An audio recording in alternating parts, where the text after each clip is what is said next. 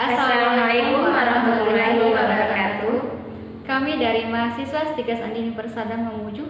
Kali ini kami akan membuat sebuah video untuk menyelesaikan salah satu tugas kelompok dari mata kuliah manajemen farmasi. Sebelum kami melanjutkan materi, kami akan memperkenalkan diri masing-masing. I've been thinking about the good times. I've been sleeping through the long nights. I've been shining in the sunlight. I've been thinking how I'm alright. There's a reason for my feelings. There's a reason.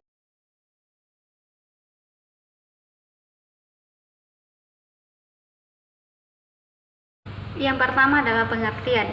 Manajemen adalah sebuah proses yang dilakukan seseorang dalam mengatur kegiatan yang dikerjakan individu maupun kelompok, serta bagaimana cara mengatur, membimbing, dan memimpin semua orang yang menjadi bawahannya agar usaha yang dikerjakannya dapat terselesaikan dengan tepat waktu. Ada 4 fungsi utama dalam manajemen. Yang pertama, perencanaan atau planning, pengorganisasian atau organizing, pengarahan atau updating, dan pengawasan atau controlling. Manajemen farmasi adalah proses kegiatan yang dilaksanakan di bidang farmasi, yaitu dengan sistem yang menyimpan data dan memungkinkan fungsionalitas yang mengatur dan memelihara proses penggunaan obat-obat di apotek. Kedua adalah beberapa pengertian manajemen menurut para ahli. Yang pertama, Mary Porter Follett. Mary mendefinisikan manajemen salah satu seni yang digunakan dalam menyelesaikan pekerjaan melalui orang lain. Yang kedua, Gregory menyebutkan bahwa pada dasarnya manajemen terdiri dari planning, organizing, updating, dan controlling. Yang ketiga adalah Stoner. Stoner menyatakan bahwa manajemen adalah proses perencanaan, pengorganisasian, memimpin dan mengawasi usaha-usaha dan anggota organisasi lainnya untuk mencapai tujuan organisasi yang telah ditetapkan. Yang keempat, Longas.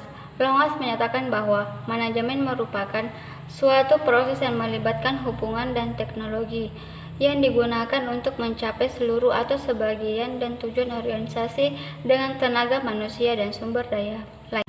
Tujuan manajemen farmasi. Tujuan manajemen adalah untuk memperoleh hasil yang maksimal dengan biaya atau usaha seminimal mungkin dengan memperdayagunakan seluruh aspek pendukung berupa SDM, aset dan finansial yang telah diatur sesuai perencanaan. Tujuan umum dari manajemen farmasi adalah untuk meningkatkan kualitas tenaga pengelolaan obat sehingga ketersediaan, pemerataan, keterjangkauan obat, dan pembekalan kesehatan, serta pelayanan kefarmasian yang bermutu dalam rangka mewujudkan penggunaan obat dan rasional yang tercapai. Selanjutnya yaitu unsur-unsur manajemen. Yang pertama, man atau sumber daya manusia. Yang kedua, money atau uang. Yang ketiga, material atau bahan. Yang keempat, machines atau mesin. Yang kelima, methods atau metode. Yang keenam, market atau pasar. Beberapa tingkat manajemen. Yang pertama, manajemen puncak atau top manajemen merupakan tingkat manajemen paling atas dan juga mempunyai otoritas perusahaan serta memiliki tanggung jawab langsung kepada pemilik perusahaan.